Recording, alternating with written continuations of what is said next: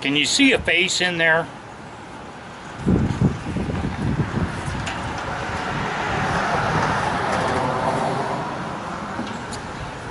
Alright, NT8 on the porch. Today I want to talk about rendering honors. Something that the mainstream media has no clue as to what rendering honors means. I had a guy in the grocery store the other day. I was wearing my Operation Just Cause hat, and he actually stopped me, and he went, so I went, and he thanked me for my service. Not a big deal to me. We lost 58 people down there. We did what we had to do. Okay, fine.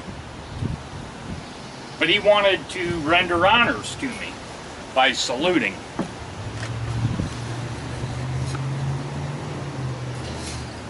Sorry, I had to check that. So Trump goes over to North Korea, and you know, he's negotiating a deal. Whatever. I think he did a great thing. I've been over there. If he wants to cancel Cobra Gold and Full Eagle, I'm perfectly fine with that. Because every time we do an exercise over there, we get some military member killed, whether it's a Marine, Air Force, Navy. Something always happens in these war games.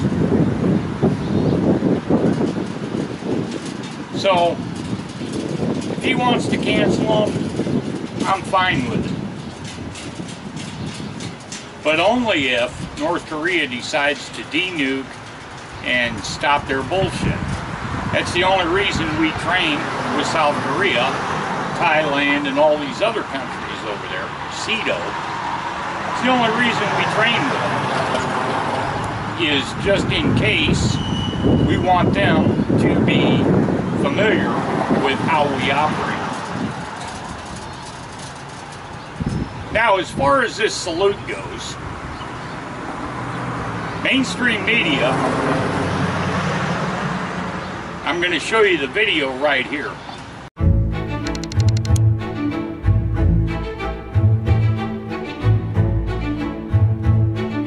The origin of the military salute that we use in all the armed services of the United States is really shrouded in mystery. We really don't get a good look at what the quote-unquote customs and traditions are until the Army spells them out around World War I. In the Army, we say that the tradition certainly goes back to Roman times. If you've ever seen any of the Roman movies, the Romans will sometimes slap their chest and put their arm up in the air as a manner of salute. And they say that that salute had an origin to show allegiance from your heart, and then to show that you didn't have a weapon in your fighting hand, that your hand was open and that you were a friend.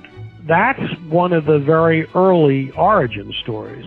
There's a second one. One is that in the times of the knight, a knight who saw a friendly knight or to pay tribute to a king would raise the visor of his helmet to let that person see their face and then show an open hand. Again, that they didn't have a sword in their hand. If you think about the act of grabbing the visor of your helmet and lifting it up to show your face, and you think about today's salute, where the right arm is taken up and touches the brim of your headgear, helmet or soft hat, that is very similar to this medieval era days of knights. I would say those are the two most common origin stories of the salute. We know that all of these legends and myths that have been passed down to us on how the salute started, they have in common the idea of showing that you are not hostile to the person you're approaching, that you don't have a weapon in your hand, and that you are in fact a person that wants to speak with and perhaps honor the person you're approaching. The North Korean general salutes Trump first. In the meantime, Trump has his hand extended to shake his hand. So Trump goes, oh, he's saluting me. So he pulls his hand back and he salutes the general back, which is a military courtesy. Remember, he's our commander-in-chief. He salutes him back, and then they shake hands.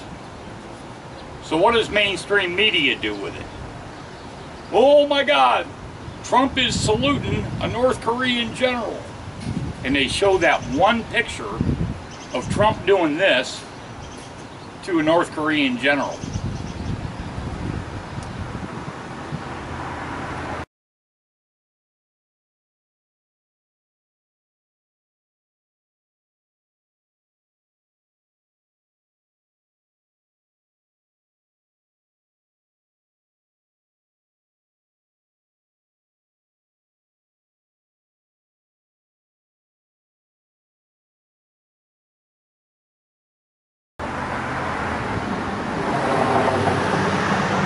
That's fine. So I wanted to discuss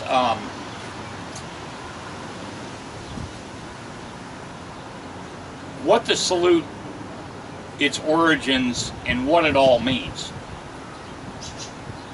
First thing, you salute with your right hand. Whether you're left-handed or right-handed, you salute with your right hand.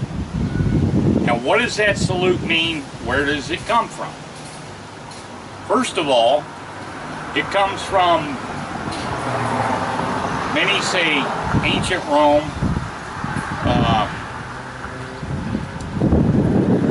England, back when they had the knights raising their face shields so they could identify themselves. And the other thing that it could symbolize is, here's my right hand, I am unarmed. So, I want you to see how this works. Now you can see me. That was that.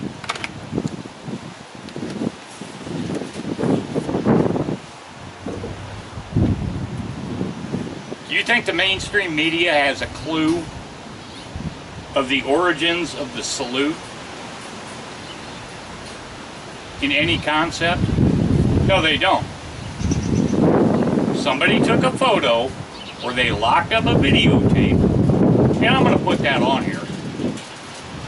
They locked up a videotape and took that image out of the videotape instead of showing the entire thing. Trump extending his hand to shake, the general salutes him. In military courtesy, Trump salutes him back, and then they shake fucking hands. Amazing. Amazing. You know, another one, and I'll put that video on here. The U.S. Navy is the only part of the government that's allowed to dip the flag. Okay, what does dip the flag mean? Okay, if you go to any ceremony that has military or state involved, the United States flag, if it's being carried, always stands loud and proud, straight up. The other branches of the service dip. The state's flags dip, which means bow them down, but the United States flag stays up. Well, in the Navy, we come into this where a ship from a foreign nation will pull up alongside of us. The U.S. Navy is not allowed to dip their flag first. However, if the foreign nation vessel dips their flag, which means bring it down and then take it back up, the United States Navy is authorized to bring our flag down quickly and put it right back up. We will answer that, but the United States Navy will never dip the flag first. Never, ever.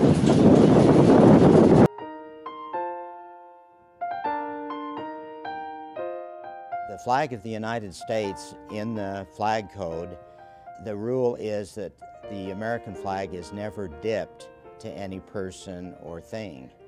Other countries have in their traditions that a flag salutes another person or an organization by bringing it forward in salute.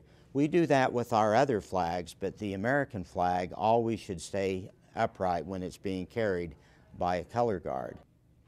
During the Pledge of Allegiance or during the national anthem, the American flag does not dip, but state and local flags all come forward in order to salute as the national anthem is sung or the Pledge of Allegiance is recited. But the American flag is saluted. It does not salute. People often wonder, where did this come from? Why are we so excited about it? The story is told that back in 1908, at the Olympic Games in Great Britain, the night before the great parade of nations, the American team were at a local pub getting ready and celebrating, and some of them were Irish Americans. And as they talked about this grand parade, and that as the different countries would pass in front of the King of England, that the flags would lower in salute to the King, the member of the American team who was going to carry the flag and who was an Irish American said, well, I am not going to dip the American flag to any king. And so, as the story goes, the next day all the other flags saluted, but the Stars and Stripes remained straight up and did not salute. When the British complained and asked what the problem was, they were told that that was the tradition in America, that the American flag does not salute, and that has been the case ever since. Now, the one exception to that, but most Americans would never run into this, is if the Navy is at sea and another nation dips their flag, and in that instance they lower it on the rigging of the ship just a little bit for an instant and then take it back up by way of salute. If another nation salutes our flag in that manner, we will quickly return the salute, but otherwise the American flag does not salute. You think mainstream media has a clue about any of this? No, they don't. It's all hit pieces on Trump. Where was their outrage when Obama went over and met the King of Saudi Arabia or some Muslim country and he bowed to them before they bowed to him? Remember that? Remember that? That I don't have a video on because I don't want to look it up and I don't want to see it again. Disgusting. All right. Oh, another thing. When I was down in Panama, serving as a officer or a leader of a military organization, when I would meet with Panamanian officers, I was never authorized to salute them. Never, ever. Unless they saluted first. Then I could return the salute, and we go from there. So, just something for you to think about. Learn a new thing. And I'm NT8 on the porch. Thanks for watching. We'll talk to you later.